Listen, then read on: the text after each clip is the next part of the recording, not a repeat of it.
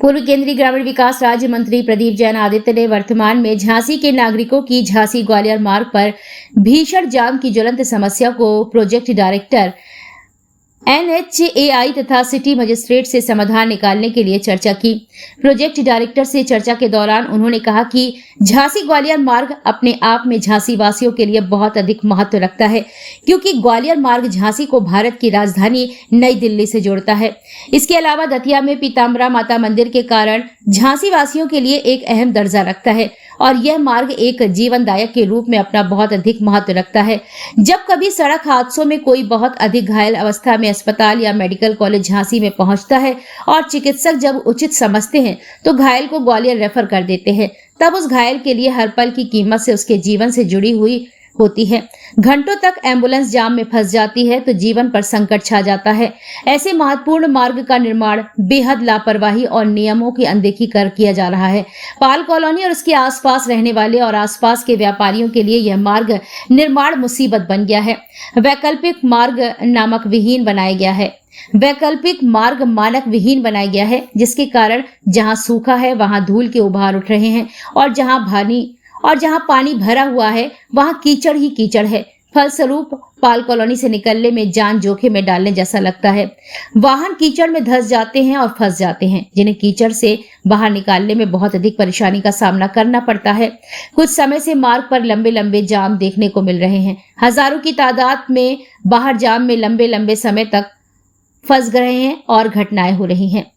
घंटों घंटों जाम में फंसे लोगों को ना पीने का पानी मिलता है और ना ही कुछ खाने को मिलता है। अंदाजा लगाया जा सकता है कि ऐसी स्थिति में जाम में फंसे व्यक्ति की क्या हालत होती होगी। इन समस्याओं के समाधान के लिए प्रशासन से अपेक्षा की जाती है कि एक सार्थक योजना बनाकर इन समस्याओं के निराकरण की दिशा में प्राथमिकता के आधार पर पहल किया जाना अपेक्षित है। उन्होंने कहा कि हमारी मांग है कि वैकल्पिक मार्ग का निर्माण मानक के अनुरूप किया जाए। ट्रैफिक प्रबंधन के लिए 24 घंटे 7 दिन यातायात पुलिस नियुक्त की जाए। सड़क का निर्माण दुर्गति से कराए जाने के निर्देश जारी किए। जाम लगने की स्थिति पैदा न होने दी जाए और रोड किनारे पीने के पानी की व्यवस्था की जाए। प्रशासन यदि उचित समझे तो इस मार्ग की व्यवस्था सेना को सौंपने पर विचार कर सकता है। इसके अलावा इस व्यवस्था पर विचार करने के लिए प्रस्ताव दिया। इसके अलावा खोड़न से ITI होते हुए ग्वालियर चौकी हाईवे पर पहुंचे। मदन पेट्रोल पंप से कछियाना मोहल्ला होते हुए रेलवे क्रॉसिंग पार करते हुए चूल्हे वाले के पास निकलेंगे। सिमरदा बांध होते हुए ग्वालियर रोड करारी पर निकलेंगे। बूढ़ा भोजला होते हुए दतिया निकलेंगे। प्रोजेक्ट डायरेक्टर के द्वारा जाम की समस्या का जल्द स्थायी निदान किए जाने के लिए आश्वस्त किया गया।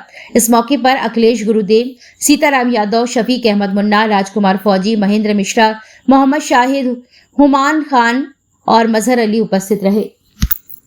आज आप यहाँ पे बोले थे क्या स्मार्ट सिटी के नाम पर स्मार्ट जंगल बना दिया ये पूरे क्षेत्र को।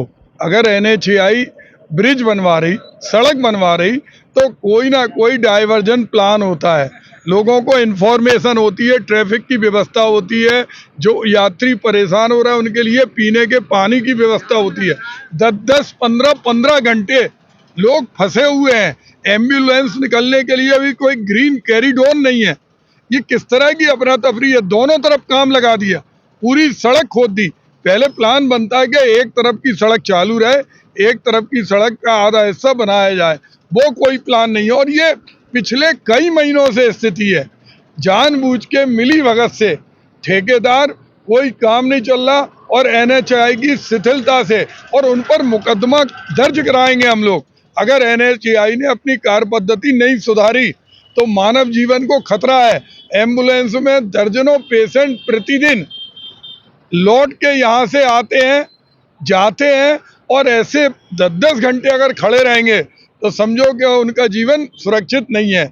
ऐसे में आज हम लोग अभी NHAI के डायरेक्टर से भी हम लोगों ने कहा और उन्हें चेतावनी देंगे, नहीं तो उनके खिलाफ हम लोग जो BNS की धाराएं हैं उन धाराओं में उनके खिलाफ FIR कराएंगे।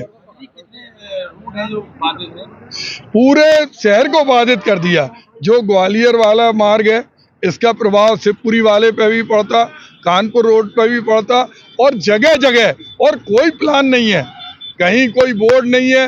लोग चले आते 15 किलोमीटर 20 किलोमीटर जाम है और कोई इस पे प्रशासन भी तवज्जो नहीं दे रहा। तो हम लोग नहीं होगा तो पीआईएल दाखिल करेंगे या फिर इन पर मुकदमा लिखवाएंगे कि ये जानबूझ के मानव जीवन के साथ खिलवाड़ कर रहे हैं। काम की स्थिति हो रही है। आज पूर्व केंद्रीय मंत्री भी आपके पास आए हैं, तो क्या आश्वासन दे रहे हैं आप और कब तक इससे पब्लिक को निजात मिल जाएगी? ये हमारा प्लान है कि दिवाली से पहले एक थ्रू आउट सर्विस रोड बना के इसको डाइवर्ट कर दिया जाए। प्लस अभी जो जाम है, जाम की स्थिति खत्म हो चुकी है। कल रात को पूरा प्रशासन के साथ मिलकर वहाँ क्लियर करवाया गया है। फिर और मंत्री जी के सजेशन के अनुसार वहाँ पे जो भी ड्राइवर्स अगर जाम में कोई फंसता है तो वहाँ पे पानी की व्यवस्था करवाई जाएगी। एम्बुलेंस हर 3 छोर है, वहाँ पे एक एम्बुलेंस स्थापित करने की कोशिश की जाएगी। साथ ही पब्लिक एड्रेसिंग सिस्टम से लगातार जो वाहन चालक है उनको बताया जाएगा कि कितने समय का जाम है, कहाँ लगा हुआ है, क्या लेन डिसिप्लिन फॉलो करना है, किधर से आपका डाइवर्जन। सर, ये आप कह रहे हैं किया जाएगा, कार्य आपका करीब मेरे ख्याल से 6 महीने हो गए, अभी तक किया जाएगा का शब्द इस्तेमाल कर रहे हैं आप, तो क्या पहले से प्लानिंग नहीं थी? प्लानिंग थी इसमें। जो वर्षा ऋतु की वजह से बीच में जो हमारा निर्माण कार्य बाधित हुआ सर। प्लस इसमें कॉम्प्लिकेटेड स्ट्रक्चर होने की वजह से टनल है जिसकी ग्राउंड लेवल से हाइट 1.5-2 मीटर है। तो जो डाइवर्जन रूट था वो जब टनल का निर्माण होने के पश्चात ही बनाया जा सकता था, जो अभी कंप्लीट हो चुका है और उसका कार्य प्रगति पे है।